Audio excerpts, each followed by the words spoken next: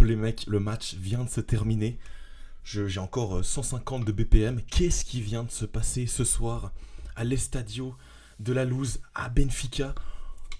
Waouh, waouh, waouh, Rafinha en contre qui vient crucifier les Lisboètes 5-4 alors que le Barça était mené 3-1, même 4-2. C'était un match complètement dingue, ni queue ni tête, avec un nombre d'erreurs complètement incroyable.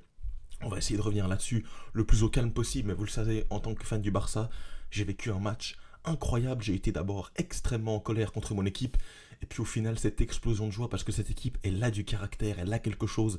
Ce Rafinha, il a quelque chose. Voilà, magnifique, magnifique match, magnifique rencontre au global. Alors, la qualité, elle n'était pas énorme, hein, parce qu'il y a eu beaucoup, beaucoup d'erreurs. Techniquement, c'était atroce. Il y a eu les gardiens, les défenseurs, les défenses ont été aux abois total. Mais devant, grâce à un Pedri magistral, grâce à un Rafinha des grands soirs, eh ben, tu peux gagner ce match au bout du bout, du bout, du bout, du bout. Waouh, magnifique, je sais pas quoi dire. Juste avant quand même d'essayer de débriefer, parce qu'on va bien sûr essayer, c'est impossible à débriefer sur 2 matchs. Juste avant les gars, n'hésitez pas quand même à vous abonner, c'est très important. Demain, je vais au Parc des Princes pour PSG City, on va faire un petit vlog, donc n'hésitez pas à activer la cloche pour être averti. Et voilà, la composition de départ avec une compo type, une compo avec Chesney dans les cages, on va en parler après, un Koundé, Araujo, Kubarsi, Baldé, Casado, Pedri, Gavi, avec un Olmo blessé, et puis Lamine Yamal, Lewandowski et Rafinha. Et ben rien ne s'est passé comme prévu parce que Chesney a été complètement désastreux. Il fait 2 sorties complètement assassines où il vient tuer l'équipe. Clairement, il fait un croquette, il fait un mur contre mur avec Baldé, ce qui donne après l'occasion pour Pavlidis de marquer dans le but vide. Il fait la sortie assassine sur le penalty. Pour moi, il n'y a pas penalty parce qu'il ne le touche pas, mais la sortie, elle n'est pas contrôlée. On va se le dire tranquillement. Et derrière, Araujo qui met un CSC, c'est lunaire, le Barça extrêmement en difficulté. Et puis là, je pense qu'il y a eu une erreur quand même du Benfica parce qu'ils ont vraiment, vraiment attendu en deuxième mi-temps. Ils étaient 5 derrière, en 5-4-1, ils attendaient le Barça. Et ce Barça a réussi grâce à la magie de Pedri, grâce à la magie du match, grâce à Eric Garcia qui vient mettre sa tête sur cette passe splendide de Pedri. Un match qui a ni queue ni tête, un match à la limite du réaliste. Hein. Franchement, c'était un rêve. Quoi. Ça ne peut pas exister normalement, ce genre de match. Avec un Frenkie de Jong qui est rentré, Eric Garcia qui est rentré, qui est buteur, Ferran Torres qui met cette passe magnifique à la fin pour Lewandowski. Enfin, pour Lewandowski, pour Rafinha qui part à 120 à l'heure sur le côté. Enfin, c'était waouh, je sais pas à quoi j'ai assisté. Alors, d'un côté, j'ai envie d'être énervé contre cette équipe parce que de faire ce genre de match, qui a ni queue ni tête défensivement, c'est une catastrophe face à ce Benfica. J'avais envie d'arriver là et de défoncer cette équipe, hein, clairement, je vous le dis. Hein. J'étais prêt à insulter tout l'arbre généalogique de Chesney, j'étais prêt à insulter tout l'arbre généalogique de Araujo, qui depuis qu'il est rentré dans cette équipe, il y a des mauvais résultats. Bon, là, le résultat est bon, mais bon, le jeu est pas très bon défensivement. Kubarsi fait un gros match, Balde également. Koundé peut-être un peu moins bon que d'habitude, hein, il était en difficulté. Casado, Pedri, très bon. Pedri qui a été encore une fois mais légendaire, il met des ballons magnifiques, il peut faire 2-3 passes dans la rencontre. Gavi plus en difficulté, ça c'est clair. Rafinha, Lewandowski, Lamine Yamal, bah franchement à la mi-temps on est quasiment sur un des pires matchs des 3. Alors Lewandowski fait un match affreux, hein. Il met un doublé oui, mais le match est terrible, il met un doublé sur penalty. Mais son match est cataclysmique. Pour moi, il va véritablement falloir se poser la question de Lewandowski au club. Qu'est-ce qu'il va falloir faire? Parce que là, ça commence à être très très compliqué depuis quelques semaines, quelques mois. Rafinha, mais que dire de ce joueur en fait? Que dire de ce joueur? T'avais un Mo Salah à côté qui a marqué et il lui répond de la plus belle des manières dans cette course au Ballon d'Or. Il a quelque chose en plus que Lamine Yamal, que Lewandowski, que Pedri. Il a cette envie, il est habité en lui par cette envie d'aller gagner. Et on l'a vu sur ce rush final du 5e but où il rentre intérieur, puis finalement il frappe croisé. Enfin, c'est complètement lunaire. Rafinha qui fait un match pourtant pas top sur le début de match, mais au final qui finit avec un doublé et un match qui va pour moi rentrer dans la légende. Alors oui, c'est pas un match légendaire en tant que tel, parce que voilà, c'est pas une finale, un demi-finale, mais dans les matchs de poule, dans cette nouvelle phase de compétition, pour moi, on est déjà sur le match de l'année. Alors là, un match pas forcément très très beau, avec pas beaucoup de qualité technique, mais dans les événements, la sortie de Troubine sur la tête de Rafinha, j'ai jamais vu ça. J'ai jamais vu un tel match de ma vie. Pavlidis qui met triplé. Tu te dis, mais non, mais qu'est-ce qui se passe dans cette rencontre?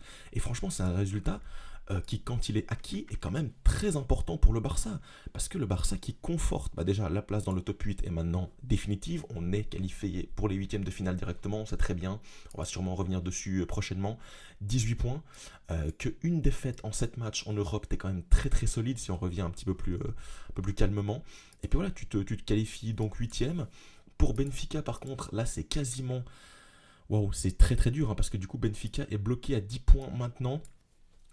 Ils ont un déplacement après compliqué à la Juve, c'était quasiment l'occasion pour eux de se qualifier, même s'ils faisaient match nul, au final ils perdent absolument tout sur la dernière minute, donc peut-être qu'avec 10 points, si on imagine que le PSG gagne une fois, ici ça commence à être à 8, City va gagner une fois, Celtic ils jouent Young Boys, donc ils vont gagner, ça va se terminer à 10 points, il va y avoir des personnes à 10 points qui ne seront pas qualifiées, peut-être Benfica fera partie de cela à la suite de ce match complètement dingue, ça arrange bien évidemment les amis du PSG, ça arrange le Real, ça arrange City, ça arrange tout le monde plus bas, mais ça arrange également nous plus haut parce qu'avec avec 17 points, même avec 16 points, si tu faisais match nul, t'aurais été à la merci d'un Arsenal, t'aurais été à la merci d'un Inter, voilà, t'aurais été à la merci d'un Brest même qui aurait pu passer devant toi et cette deuxième place est très très importante pour ne pas jouer Liverpool avant la finale. Donc franchement, que dire de ce match? Franchement, j'ai pas non plus 20 000 choses à dire. On peut voir les statistiques, elles parlent d'elles-mêmes. Franchement, dans un match où t'as 4 XG d'un côté, 3,3 de l'autre, je pense que j'ai jamais vu ça.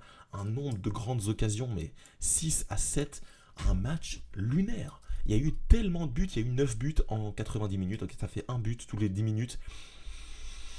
J'ai rarement vu ça. Alors oui, il y a énormément de possession. Pourquoi? Parce que le Benfica a gagné 3-1.